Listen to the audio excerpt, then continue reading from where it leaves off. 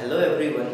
Today I am going to share my opinions or share my views on the ransomware attacks going very viral across the globe through the different media, through different websites, social media platforms. So people are making very panic to this subject, and they really don't know. Even considering the non-technical people, they are actually very worried about the fact about what is a ransomware attack. So let's understand what is ransom is. A ransom is a small amount of money you need to pay when your hard drive or your entire computer system get locked in case of the ransomware. So a ransomware is also a malicious piece of code or it's a virus. Before that, and it is not new. This attack is not new because we have already faced the different cyber attacks to the ransomware in different times in different countries like United States, Russia and India also. So why this ransomware is more sophisticated than the other ransomware attacks we have faced earlier?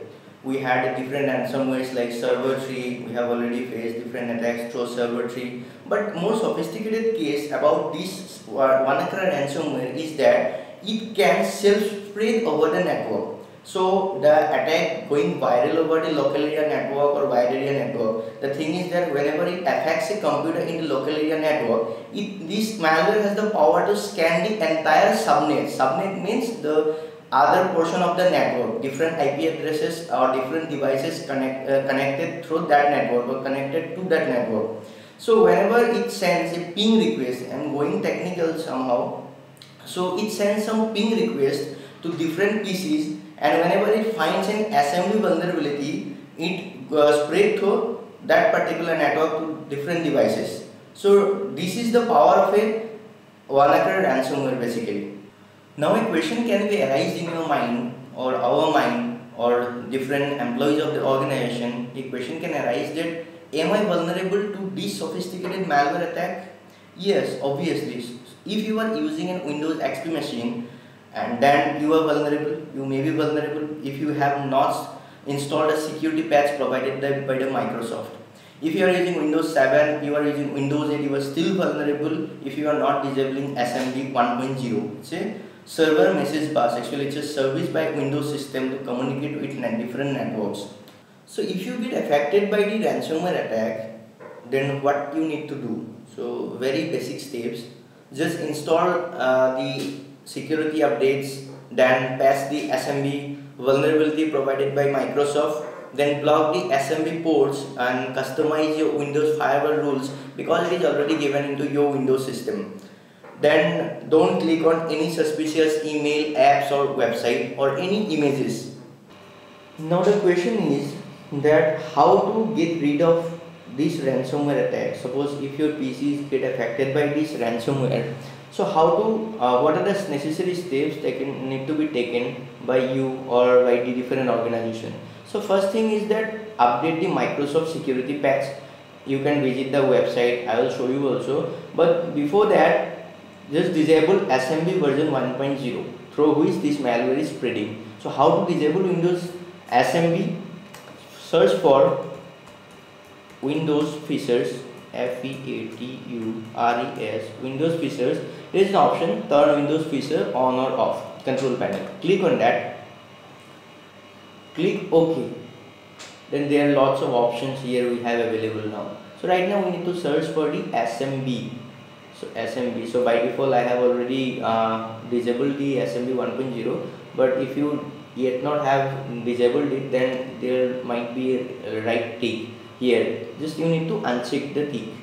So uncheck it, it will disable, and then click OK, it will disable SMB version 1.0, but don't disable SMB version 2.0 and 3.0.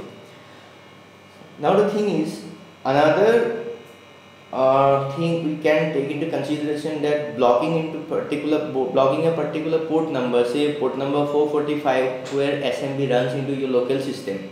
Since the malware is taking advantage of the port number 445, you can set some bit of Windows firewall customization rule from your laptop or your desktop to block the particular TCP port. So to block the port, you need to search Windows Firewall with advanced security. The second option, Windows Firewall with advanced security. Click on Windows Firewall Advanced Security. Now there is option in the left top menu. One is called inbound rule, another is called outbound rule. So inbound rule is basically that suppose some a malicious file tries to connect to your laptop, means the connection coming to your computer, you can block a particular port number. Suppose your computer get affected by the ransomware, then what you can do, you can set outbound rules, means the suspicious port number, say port number 445, 139, 133, you can block this port by setting new rule in the Windows Firewall. To block using inbound rule, first what you can do, you can set your own rule also. I ask you to click on this new rule, click on that. See, there are lots of options. You can block a program, you can block a port number, you can block some predefined contents, and a custom rule. You can say custom rules means your own generated rules. So now we are dealing with the port number 445. Click on port and then click next. So it's asking you whether it's a TCP port and UDP port. So we are going to block the transmission control protocol block. Since 445 is a TCP port, then specify the local port. See, there is an option called 80. Don't block port 80 number. If you block port number 80, no website will open into your system. Then port number 443 is a secure HTTPS protocol, but we want to block port number 445. See. So 445. If you want to block this, click next.